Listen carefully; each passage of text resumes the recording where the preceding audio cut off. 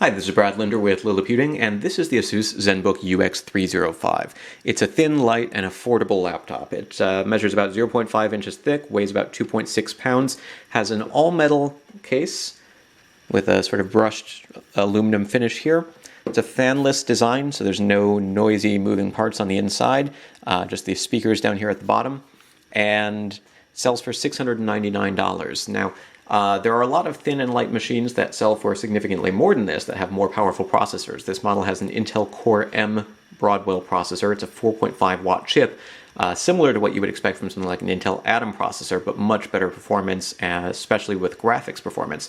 In fact, the closest I found in terms of performance is I've got another 2.6 pound or more 2.5 pound 0.5 inch thick laptop here. This is the Samsung Series 9 ultrabook that I picked up in 2012. This has a second generation Intel Core i5 processor that uses 17 watts compared with the Core M Broadwell 5th generation processor here that uses 4.5 watts. They score similarly in benchmarks. In fact, in some CPU benchmarks, I'd say that the Samsung actually does better, but in graphics benchmarks, this Asus Zenbook does better. So what's that really mean? Well, in terms of day-to-day performance, this model that sells for $699 has 8 gigabytes of RAM, 256 gigabytes of solid-state storage. It boots quickly. It handles multitasking pretty well. I've had no problems doing things like watching videos.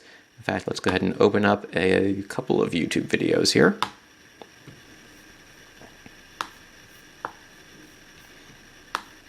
And we'll put them in side-by-side windows. This has a full HD display.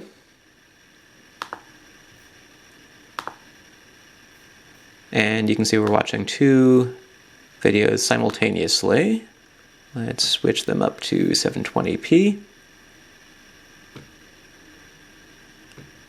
802.11 AC Wi-Fi. And sadly, these videos don't have a lot of action, but here we go. You can see those are both playing side by side reasonably well.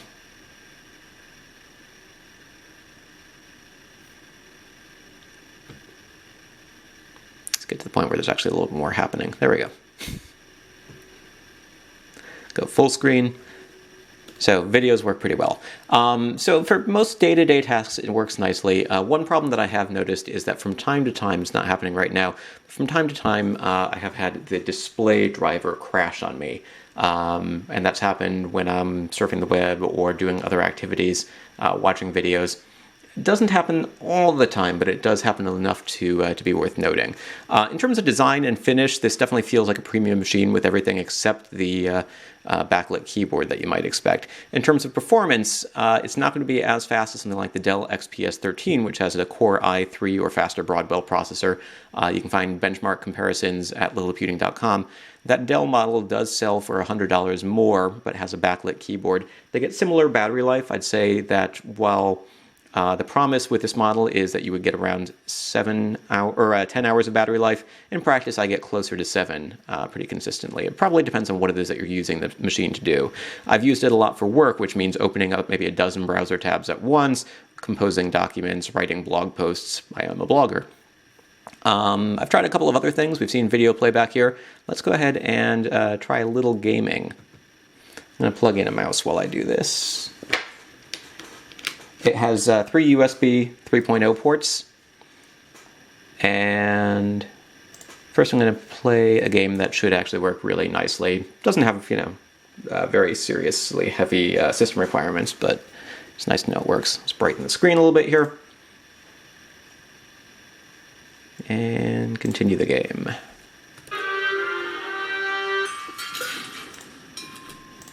So we got a little point and click adventure going on. Loads quickly, everything plays smoothly, no problems. And you can also see the viewing angles are pretty good, and we've got a matte full HD display here, which doesn't reflect a lot of glare. So that's a game called Deponia. Now I'm going to try something a little bit more resource intensive. Let's go ahead and load up Batman Arkham Asylum. Okay. Mute while we do this. Allow access.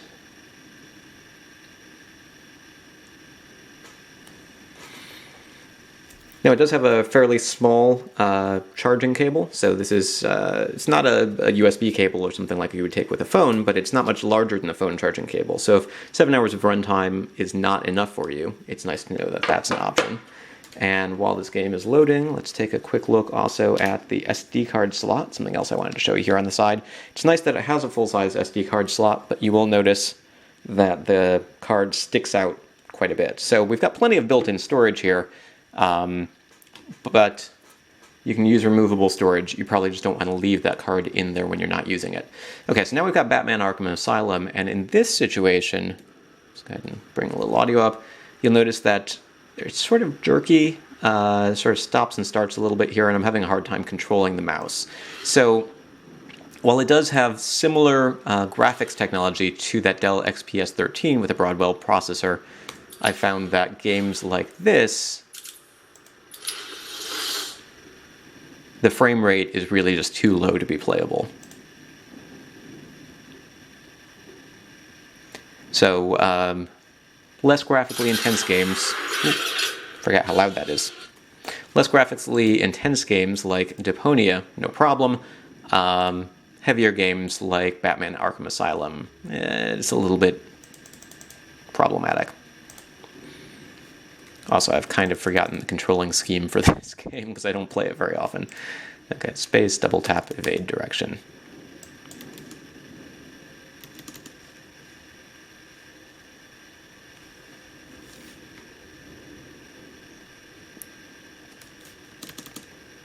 So, barely playable, I'd say. And I'm having a hard time even getting to the quit controls. So it's not a gaming machine, but it's a pretty nice machine for general purpose computing, for web surfing, for editing documents. Shouldn't have a problem using Office or other apps of that sort. I've used it for editing photos, for listening to music, for watching videos, and it works well for all of those tasks.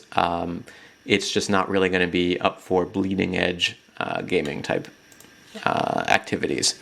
So we've got access to full screen Windows applications. We've got access to your web browsing. Works well with Firefox and Chrome, as well as Internet Explorer. Comes with access to the Windows Store, and has that Core M processor. Now, Asus says that there's going to be a model that offers a faster Core M processor. This is the 800 megahertz version of the Core M chip. There's also a 1.2 gigahertz version, which should offer better performance. And it's not clear if or when that version will be available. It will probably cost more than the $699 starting price. But it is surprising how much you do get for this $699, including 8 gigs of RAM, 256 gigs of storage, full HD display. The sort of things that you might have expected from premium machines in the past. Nice touchpad, nice keyboard. One complaint that I have, and this is something that Asus has been doing on some of their later Zenbook series machines, is the power button is sort of right up here in the top row of keys, right next to the delete key. So sometimes I've wound up putting the computer to sleep when I expected to be hitting delete because it's the last button over there. Once you get used to using the laptop, it's not going to be a huge problem. While we're looking at this, you might notice it says audio by Ice Power, Bang & Olufsen Technology. Not something I really noticed. I think that's more for branding than anything else. It has speakers that are loud enough to hear, but they're laptop speakers. They're fairly small. You're going to plug in some headphones if you really want high performance audio. There's a headset jack, a micro HDMI cable on the side, and if you wanted to connect an Ethernet cable, it does come with an Ethernet, USB to Ethernet adapter in the box. You don't need to buy a separate one. It does come with it. For the HDMI, you're going to need an HDMI to micro HDMI cable, but again, you don't need some sort of special adapter like you do with the Dell XPS 13. So, in terms of comparison, I'd say that the Dell XPS 13 offers higher performance for not much more money, but this machine offers more RAM, more storage. You don't need special adapters to connect those sorts of peripherals, which makes it an interesting option for somebody who is looking for a budget machine that feels kind of premium. Now, $699 might not feel like budget to everybody. You could get a lot more computer if you bought, say, a 15.6-inch laptop. But in terms of a 13.3-inch full HD, all-metal, fanless design machine, you get a lot of bang for your buck with the Asus Zenbook UX305. You can find more details at Liliputing.com.